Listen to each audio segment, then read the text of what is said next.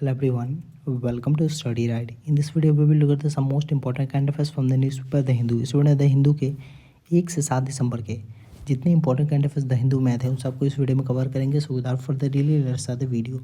सबसे पहले क्वेश्चन की बात है, COP27 कहाँ पे हुआ था? इजिप्ट के शर्म शेख शहर में हुआ है, ठीक है. और COP28 कहाँ पे हुआ था? वो यूएई में होगा, ठीक है. और COP26 हुआ था कहाँ पे? तो ग्लासगो के शहर स्कॉटलैंड में हुआ था, ठीक है. तो जो COP26 हुआ वहाँ पे हमारे प्रधानमंत्री नरेंद्र मोदी ने लॉन्च किया था लाइफ फार्मूला. तो लाइफ का एक फुल फॉर्म भी है लाइफ स्टाइल फॉर इन्वायरमेंट, जो कि एक मिशन पे काम करता है P3 मिशन. और P3 का फुल फॉर्म है प्रो पीपल प्लानट. तो ये आपको ध्यान रखना है. और लाइफ जो है ये स्टैच्यू ऑफ यूनिटी गुजरात से लॉन्च किया गया था.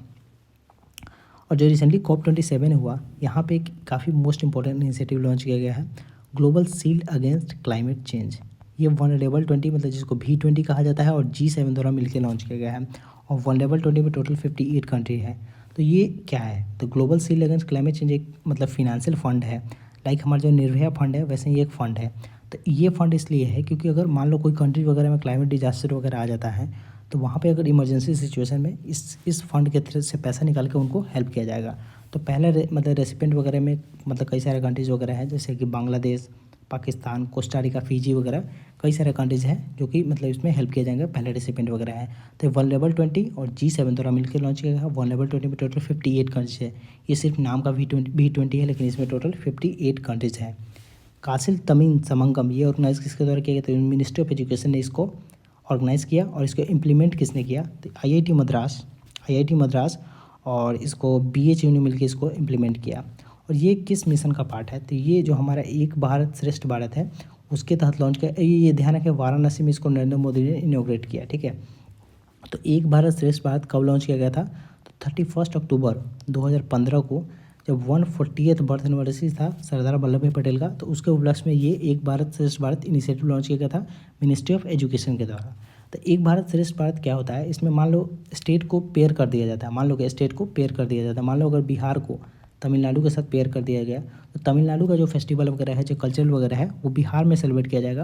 और बिहार वगैरह का जो भी है फेस्टिवल, कल्चरल फेस्टिवल वगैरह वो तमिलनाडु में इसको प्रमोट किया जाएगा. तो ये है एक भारत श्रेष्ठ भारत. नेवी डे मनाया जाता है 4 दिसंबर को. इलेक्टोरल बॉन्ड SBI द्वारा इशू किया जाता है. और SBI का हर शाखा इलेक्टोरल बॉन्ड नहीं इशू कर सकता है. टोटल 29 ऑथराइज ब्रांच है वही SBI द्वारा इलेक्टोरल बॉन्ड इशू करती है. और इलेक्टोरल बॉन्ड 10 दिनों के लिए खुलता है. इसका विंडो कब कब? तो जनवरी, अप्रैल, जुलाई और अक्टूबर को 1 से 10 तारीख तक इसका विंडो खुलता है. और ये मात्र 15 दिन के लिए वैलिड होता है. मतलब 15 दिन के अंदर ही इलेक्टोरल बॉन्ड को इनकैश करवाना होता है पॉलिटिकल पार्टी को. और कौन सी पॉलिटिकल पार्टी इलेक्टोरल बॉन्ड ले सकती है? तो जो रिप्रेजेंटेशन ऑफ पीपल एक्ट 1951 के तहत 29A में रजिस्टर्ड है उन्हीं को ये लाभ मिल सकता है.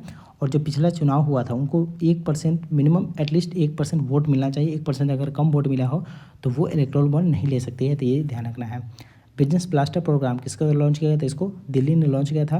ये 11-12 स्टूडेंट के लिए जिसमें कि 2000 का फिनेंशियल सपोर्ट दिया जाता है उनको अपने बिजनेस आइडियाज़ को प्रमोट करने के लिए. G20 समिट इस पर कहाँ पे हुआ? तो इस पर भारत इसको होस्ट करेगा.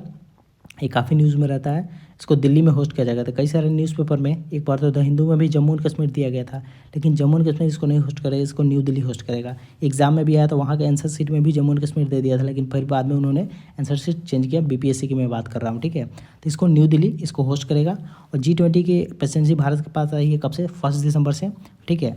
और G20, ठीक है, ये ध्यान रखना है ये मार्क मतलब अमृतकाल जो है 25 साल का जो अमृतकाल है आने वाला. अमृतकाल कहने का मतलब है कि आने वाले 25 साल में हमारी आज़ादी का 100 साल पूरा हो जाएगा.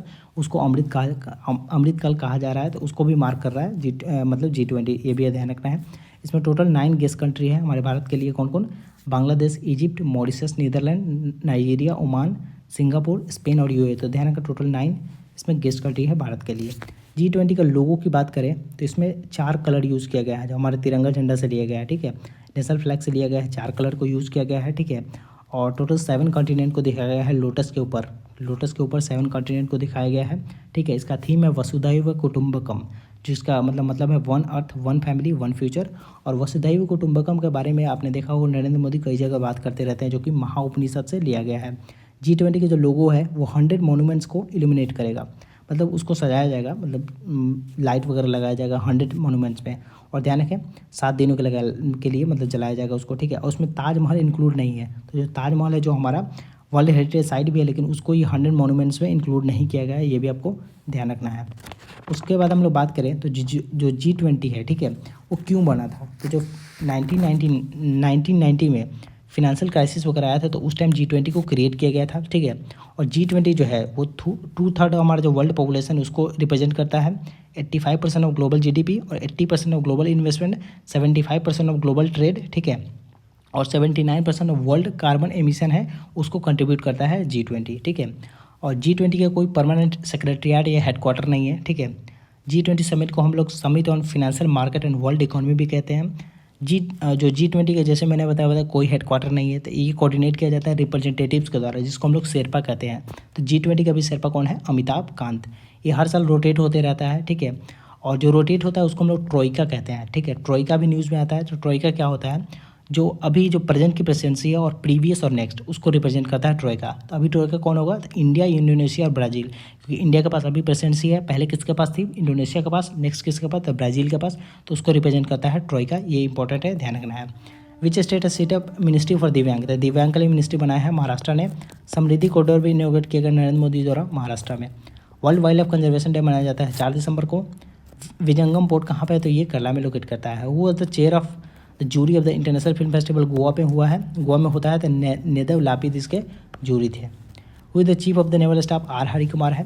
एक ब्लड बैग टेक्नोलॉजी बनाया जाए जिससे कि हमारा ब्लड जो है उसका सेल्फ लाइफ इंक्रीज हो जाए, कितने परसेंट से, तब 25% इंक्रीज होगा। तो ये इंपॉर्टेंट है। ये institute of stem science and remunerative medicine DBT in stem द्वारा लॉन्च किया गया है।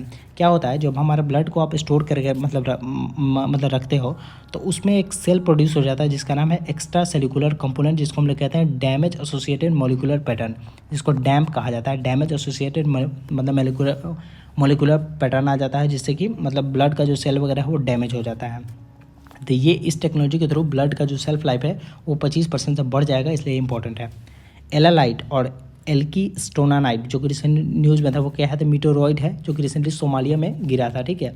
और ध्यान रखें मीटेओरॉइड और मीटेओराइट वगैरह क्या होता है उसको मैं आपको शॉर्ट में यहाँ पे बता देता हूँ, वो इंपॉर्टेंट है, आपके एकदम आराम से समझ में आ जाएगा।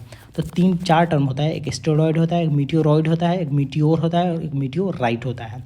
तो एस्टेरॉइड जो बेल्ट से जब एस्टेरॉइड जब निकलता है, ठीक है, और पृथ्वी के साइड आना शुरू हो जाता है लेकिन पृथ्वी के एटमॉस्फेयर को टच नहीं करता है, तो उसको हम लोग मीटेओरॉइड कहते हैं, ठीक है। और जब मीटेओरॉइड से मीटियोर कैसे बनता है, तो जब मीटियोर जब पृथ्वी के साइड आने लगता है, तो जब पृथ्वी के एटमॉस्फेयर को टच करता है, तो जो हमारा पृथ्वी का एटमॉस्फेयर है वो काफ़ी गैसेस वगैरह से मिलकर बना होता है। जब पृथ्वी के एटमॉस्फेयर को जब वो टच करता है, मैं सरफेस की बात नहीं कर रहा, एटमॉस्फेयर की बात कर रहा, जब मीटियोरॉइड जब पृथ्वी के सरफेस को टच करता है तो वहाँ पर फ्रिक्शन वगैरह होकर उसमें एक फ्लैश ऑफ लाइट आ जाता है, ठीक है। तो वही जो लाइट जब जलने लगता है तो उसको हम लोग कहते हैं मीटियोर। मीटियोर कोई बॉडी वगैरह नहीं है, जो मीटियोरॉइड जो है वही जब जलने लगता है तो वो एक फ्लैश ऑफ लाइट वगैरह आ जाता है, उसको हम लोग कहते हैं मीटियोर, जिसको हम लोग शूटिंग स्टार भी कहते हैं, ठीक है। और वही जब जो मीटियोरॉइड है जो जलते जलते जब पृथ्वी के सरफेस पे आके गिर जाता है तो उसको हम लोग कहते हैं मीटियोराइट। तो आपको समझ में आ गया होगा, स्टेरॉइड से क्या आ गया मीटियोरॉइड, मीटियोरॉइड से आया मीटियोर, मीटियोर से आ गया कौन, मीटियोराइट। प्रोजेक्ट एलिफेंट लॉन्च किया गया था 1982 में, किसके द्वारा, तो एक सेंट्रली स्पॉन्सर्ड स्कीम है, ministry of forest and climate change द्वारा लॉन्च किया गया था 1992 में। और हमारे देश में भी टोटल कितने एलिफेंट रिजर्व है, तो टोटल 33 है। अभी 33rd कौन बना, तो तराई एलिफेंट रिजर्व बना जो कि खेरी यूपी में है। और इंडिया की बात करते हैं, इंडिया में 60% एशियन एलिफेंट्स आपको देखने को मिलेंगे, मतलब मैक्सिमम एलिफेंट्स आपको इंडिया में देखने को मिलेंगे। IUCN के रेड लिस्ट में इंडेंजर्ड स्पीसीज में आता है मतलब एशियन एलिफेंट, ठीक है। और सबसे ज़्यादा एलिफेंट आपको कर्नाटका में देखने को मिलेंगे। प्रोजेक्ट टाइगर लॉन्च किया गया था 1973 में। और प्रोजेक्ट टाइगर के अंदर आने वाला सबसे पहला मतलब पार्क कौन था, तो वो था जो उत्तराखंड का जो है जिम कॉर्बेट नेशनल पार्क, ठीक है। और सतकोसिया जो टाइगर रिजर्व है उसने रॉयल बंगाल टाइगर को सबसे पहली बार इंट्रोड्यूस किया था इस प्रोजेक्ट टाइगर के तहत, ठीक है। और टोटल भारत में 53rd मतलब 53 टाइगर रिजर्व है, ये भी आपको ध्यान रखना है। What the IUCN status of great Indian bustard, the critically endangered है। और ये न्यूज़ में इसलिए था क्योंकि जो सुप्रीम कोर्ट है उन्होंने कहा है कि जैसे प्रोजेक्ट टाइगर लॉन्च किया गया वैसे ही प्रोजेक्ट ग्रेट इंडियन बस्टर्ड भी लॉन्च किया जाए। अभी लॉन्च नहीं किया गया लेकिन सुप्रीम कोर्ट ने जस्ट सजेस्ट किया है। तो ग्रेट इंडियन बस्टर्ड काफ़ी इंपॉर्टेंट है, ये फ्लाइंग बर्ड है, ठीक है। इसका वेट 18 से 20 kg का होता है, काफ़ी भारी है, जो कि फ्लाइंग उड़ता है। स्टेट बर्ड है मतलब राजस्थान का, ठीक है। और इसका IUCN स्टेटस है क्रिटिकली इंडेंजर्ड, तो ये आपको ध्यान रखना है। उसके बाद हम लोग बात करें नेक्स्ट क्वेश्चन की बात करते हैं, beating retreat ceremony of navy कहाँ पे हुआ था, इसको नेवी का होता है ये, तो मुंबई में रिसेंटली हुआ है। कंट्री का पहला हाई एंड 100 ऑक्टेन पेट्रोल, ये 2021 में ही बना था, जिसका नाम है XP100। किसको डेवलप किया गया था? इसको इंडियन ऑयल ने डेवलप किया था। और इंडियन ऑयल के चेयरमैन कौन है? श्रीकांत माथेपद्य। 9500 करोड़ का लिथियम बैटरी फैक्ट्री कहाँ पे लगेगा? बहुत बड़ा फैक्ट्री लगेगा तेलंगाना में। हल्दिया थर्मल पावर प्लांट कहाँ पे है? तो ये वेस्ट बंगाल में है, इंपॉर्टेंट है। Coastal red sand dunes popularly known as Erramatti Dibbalu site, ये कहाँ पे लोकेट करता है? ये आंध्र प्रदेश में लोकेट करता है। सिलचर सैयद फेस्टिवल कहाँ पे होगा? तो ये आसाम में होगा, ठीक है। और ये फेस्टिवल क्या है? तो जब अभी रिसेंटली बांग्लादेश और पाकिस्तान का लिबरेशन वॉर का 50 साल पूरा हुआ, इंडिया का भी 75 साल पूरा हुआ आज़ादी का, तो उसके उपलक्ष्य में ये आसाम में सेलिब्रेट किया जाएगा। Under MNREGA wages unskilled workers, मतलब मनरेगा जो होता है उसमें अनस्किल्ड वर्कर्स को पैसा दिया जाता है, तो विद इन 15 डेज उनको पेड हो जाना चाहिए। तो कई सारे स्टेट में ऐसा रिपोर्ट आया कि 15 दिन के अंदर वहाँ पे उनको पैसा पेड नहीं किया जा रहा है, इसलिए ये न्यूज़ में था। जेन 3 स्मार्ट एलिवेटर लॉन्च किया जाएगा ओटीसी इंडिया के द्वारा, और ओटीसी इंडिया ने 1882 में लॉन्च किया था सबसे पहले ये मतलब एलिवेटर भारत में, ठीक है। और जेन 3 स्मार्ट जो एलिवेटर है इसको बेंगलुरु में बनाया जाएगा, ओटीसी इंडिया ने ऐसा कहा है। GST is a type of indirect tax है, जीएसटी एक प्रकार का। Recently which state decided to form a committee to implementation of uniform civil code, important है, कई बार मतलब न्यूज़ में बार बार रहता है। तो एमपी ने कहा है कि वो भी बनाएंगे, गुजरात ने कहा वो भी बनाए, लेकिन उत्तराखंड ने तो बना भी दिया एक कमेटी यूनिफॉर्म सिविल कोड से रिलेटेड। यूनिफॉर्म सिविल कोड आता है 44 में, ये क्या कहता है कि हर एक चीज़ के लिए एक ही मतलब रूल वगैरह हो, एक ही लॉ हो। तो जैसे मान लो कि मैरिज वगैरह है या फिर कोई भी चीज़ है, डिवोर्स है, एडॉप्शन वगैरह है, तो उसके लिए एक ही रूल होना चाहिए पूरे मतलब एक स्टेट में, ठीक है। तो अभी अगर हम लोग बात करें तो गोवा में कॉमन लॉ माना जाता है, फैमिली लॉ जो है वो कॉमन है गोवा में, तो इंपॉर्टेंट है। तो गोवा में यूनिफॉर्म सिविल कोड अभी है, तो ये आपको ध्यान रखना है, ये इंपॉर्टेंट है, इसका आर्टिकल ध्यान रखना है 44। निगम चुनाव ऐप लॉन्च किया गया दिल्ली सरकार द्वारा। India has how many species of fresh water? Turtle का इंडिया में टोटल 29 स्पीसीज है, 24 होता है टर्टल स्पीसीज और 5 जो है टर्टोइज है। तो टर्टल और टर्टोइज में क्या डिफरेंस है? तो जो टर्टल होता है वो पानी में ही रहना चाहता है, वो एक्वाटिक होता है, लेकिन जो टर्टोइज होता है वो लैंड पे ज़्यादा मतलब रहना प्रेफर करता है, ठीक है। और टर्टल को मतलब बचाने के लिए एक ऑपरेशन सेवा कर्मा लॉन्च किया गया था। जल्लीकट्टू ये जब बुल टेमिंग स्पोर्ट है, तमिलनाडु को इसको 2014 में सरकार ने बैन कर दिया था। ये तमिलनाडु का एक बुल टेमिंग स्पोर्ट है। India's national automobile scrappage policy 2021 में लॉन्च किया गया था। ईसी इलेक्शन कमीशन का टेन्योर क्या होता है? 65 साल, ठीक है, ये इंपॉर्टेंट है। डीजी यात्रा इनिशिएटिव लॉन्च किया गया सिविल एविएशन मिनिस्टर द्वारा, कहाँ पे? तो इंदिरा गांधी इंटरनेशनल एयरपोर्ट दिल्ली में लॉन्च किया गया है। और टोटल ये 3 सिटी में अभी मतलब लॉन्च किया गया है, कहाँ पे? दिल्ली, वाराणसी और बेंगलुरु में। ये क्या है? तो डीजी यात्रा एक ऐप है, ठीक है, जो आपको डाउनलोड करना पड़ेगा। अगर आप मतलब एयरपोर्ट पे जाते हैं इंदिरा गांधी इंटरनेशनल पे मतलब दिल्ली पे, तो वहाँ पे एक QR कोड होगा, उसको आपको स्कैन करना होगा। उसके बाद आप मतलब आगे जाओगे तो आपका फेस रिकग्निशन वो भी स्कैन होगा। उसके बाद आप वो मतलब एयरपोर्ट की बिल्डिंग में प्रवेश कर सकते हो। तो ये डीजी यात्रा इनिशिएटिव 3 सिटी में लॉन्च किया गया है, दिल्ली, वाराणसी और बेंगलुरु में, ठीक है। India's pilot project for using मतलब ऑफिशियल डिजिटल रूपी, ठीक है। और हमारे पास मतलब RBI द्वारा central bank digital currency launch किया गया जिसका नाम है ई-रूपी। वो किस चीज़ के लिए लॉन्च किया था? इंटर बैंक और इंस्टीट्यूशनल ट्रांजैक्शन के लिए भी रिसेंटली लॉन्च किया गया है। और टोटल 2 करोड़ रुपया RBI ने इशू किया है, किसको? बैंक्स को। कितने बैंक हो? तो टोटल 8 बैंक हो, और टोटल 4 सिटी में पहले ये इसको मतलब चलाया जाएगा, ठीक है। टोटल 4 सिटी में और टोटल 8 बैंक है मतलब इस डिजिटल ई-रूपी में। और क्या है डिजिटल रुपीज़? तो ये एक फिएट करेंसी है, ठीक है, जो कि फिएट करेंसी के मतलब कहने का मतलब है कि सेम फिएट करेंसी के साथ वो एक्सचेंज हो सकता है, ठीक है। ये लीगल टेंडर है, जिसको मतलब RBI अगर किसी चीज़ पे लिख देगी हाँ आपको ये दिया जा रहा है, तो वो एक लीगल टेंडर हो जाता है, ठीक है। बियर इंस्ट्रूमेंट है, मतलब बियर इंस्ट्रूमेंट कहने का मतलब है जो उसको होल्ड कर रहा है वो उसका हो गया, ठीक है, उसको हम लोग कहते हैं बियर इंस्ट्रूमेंट, ठीक है। इसको 8 बैंक में इशू किया गया है, ठीक है, ये आपको ध्यान रखना है। न्यू रेवेन्यू सेक्रेटरी कौन बने? तो संजय मल्होत्रा बने हैं, और इन्होंने रिप्लेस किया है तरुण बजाज को। Which company will buy 20% stake Yes Bank में बाई करेगा कौन? तो कार्ले ग्रुप है, जो कि USA का ग्रुप है, वो बाई करेगा 20% स्टेक येस बैंक है। युद्ध अभ्यास एक जॉइंट एक्सरसाइज इंडिया और USA के बीच होता है। ये कहाँ पे हुआ था? ये उत्तराखंड में हुआ। ध्यान रखिए, उत्तराखंड के वकुला जगह है, वहाँ पे मतलब तपोवन जगह है, वहाँ पे ये स्टार्ट हुआ है। Rank of Indian global hunger index में इंडिया का रैंक था 107, और टॉप पे 1 से मतलब 17 कंट्री था, तो वो आपको ध्यान नहीं रखना है, आपको ध्यान रखना है इंडिया का रैंक था 107। इंडिका बुक लिखा गया था मेगास्थनीज के द्वारा। मतलब टोटल 100 मोनूमेंट्स को लीड किया जाएगा, G20% इंडिया लीड करेगा, जिसमें कि मतलब ताजमहल नहीं है।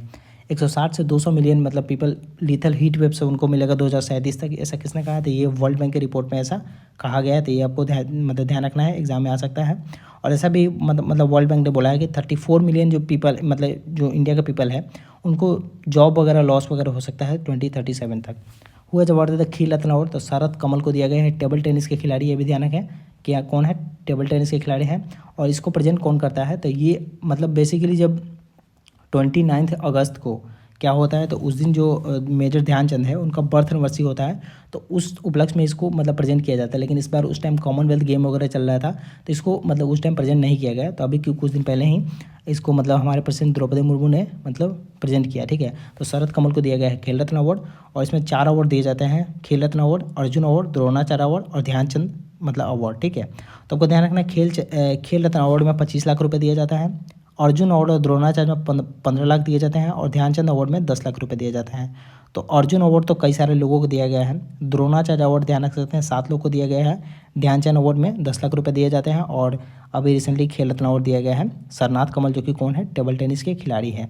2-3 अवार्ड और इंपॉर्टेंट है। एक अवार्ड है राष्ट्रीय खेल प्रोत्साहन पुरस्कार, ये दिया गया है ट्रांस स्टेडिया कलिंगा इंस्टीट्यूट और Ladakh sky and snowboard association को दिया गया है। और मौलाना अबुल कलाम आज़ाद ट्रॉफी दिया गया है गुरु नानक देव यूनिवर्सिटी, जो कि अमृतसर की यूनिवर्सिटी है। उसके बाद है which country recently search morality police unit, ये इंपॉर्टेंट है। ईरान ने, आपने कई बार सुना होगा महसा आमनी केस, ठीक है, महसा आमनी। तो ये कौन थी, ये एक लड़की थी जो कि 22 साल की थी। ये एक जगह मतलब जा रही थी कहीं पे पब्लिक में, तो उनको यहाँ मतलब मोरालिटी जो पुलिस है उन्होंने देखा कि इनअप्रोप्रिएट कपड़ा वगैरह पहनी है, तो उनको पुलिस मतलब जेल ले गई, और वहाँ पे ये कुछ दिनों बाद कोमा में चली गई, फिर इनका देहांत हो गया। तो कई साल मतलब कई दिनों से प्रोटेस्ट चल रहा था ईरान में। तो मोरालिटी पुलिस क्या होता है, सबसे पहले आपको ये जानना चाहिए, ठीक है। तो मोरालिटी पुलिस एक ईरान पुलिस का यूनिट है जो कि क्या करती है, वो पेट्रोलिंग करते रहती है, ठीक है। वो देखती है कि कोई अगर इनअप्रोप्रिएट कपड़ा वगैरह पहना या फिर बुर्का वगैरह कोई नहीं पहना, तो उनको वहाँ पे ये कहते हैं हिजाब वगैरह कोई मतलब नहीं पहना है, तो उनको वहाँ से उठा लेती है और उनको बाद में उसको सजा वगैरह दिया जाता है। तो ऐसा ईरान में चलता है। इवन तो ईरान में जो बाल वगैरह का मतलब काटा जाता है सैलून वगैरह पे, उस पर भी लगाया था मोरालिटी पुलिस ने, वहाँ पे भी उसके लिए अलग से दिया जाता है कि कैसा किसी को बाल रखना है वो सब, ठीक है।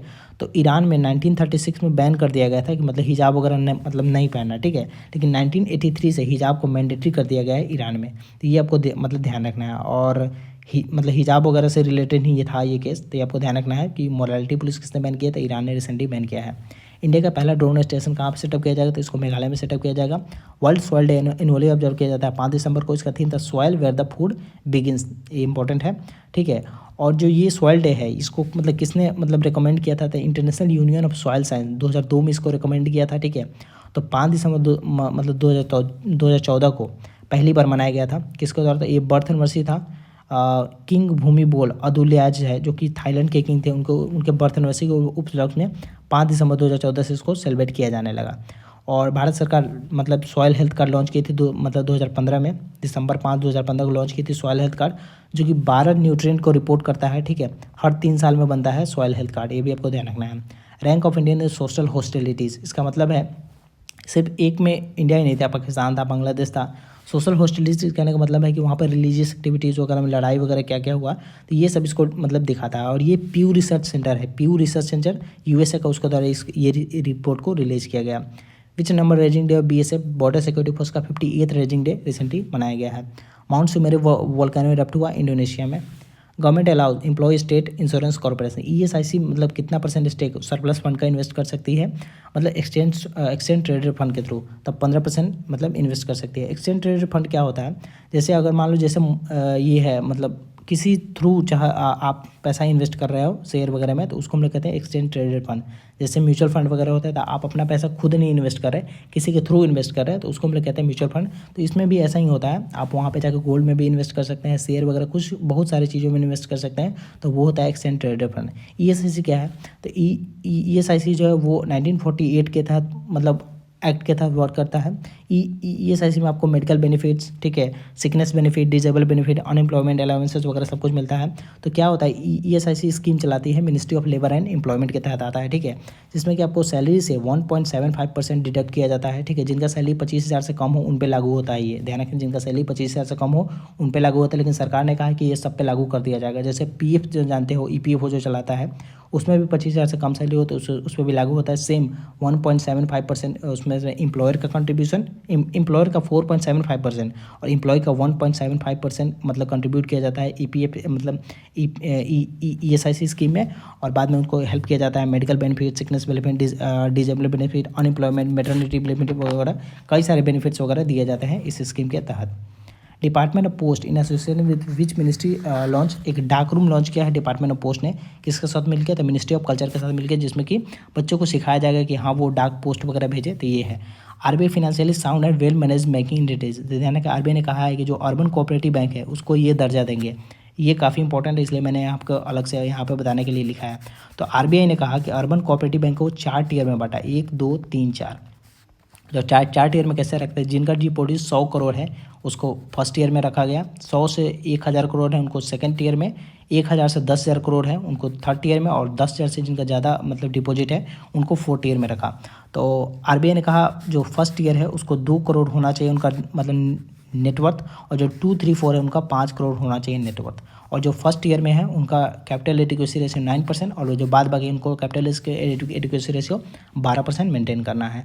तो आरबीआई ने कहा कि जो अर्बन कोऑपरेटिव बैंक है उनको हम लोग financial sound and well manage entities का दर्जा देंगे। कब देंगे, जब वो 3-4 टर्म्स को पूरा करेंगे। तो मैं आपको यहाँ पर टर्म बता देता हूँ, आपको कॉपी पे लिख लेना है, इंपॉर्टेंट है, एग्जाम में आ सकता है। जैसे कि क्या क्या है, तो जो CAR है, CAR जो होता है कैपिटल एडिक्वेसी रेशियो, ठीक है, at least 1% above the minimum CRAR, मतलब CRAR जो है उससे 1% मिनिमम ऊपर होना चाहिए तब उनको मिलेगा दर्जा।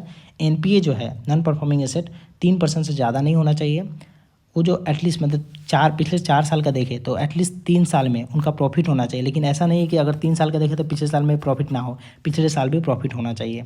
CRR कैपिटल रिस्क मतलब रेशियो, और SLR स्टैट्यूटरी लिक्विडिटी मतलब रेशियो, वो जो है मतलब डिफ़ॉल्ट नहीं होना चाहिए, पिछले ईयर का वो जो है मेंटेन रहना चाहिए CRR और SLR। और आरबीआई द्वारा कोई मॉनेटरी प्लानिटी और या फिर वायलेशन ऑफ रूल्स वगैरह नहीं होना चाहिए लास्ट 2 फाइनेंशियल ईयर में, तब आरबीआई उसको फिनेंशियली वेल एंड साउंड का दर्जा देगी। तो इस वीडियो में इतना ही, आने वाले वीडियो में और क्वेश्चन देखिए। Like the video, do like the video and also subscribe channel, share with the friend. Good bye, see you in the next video.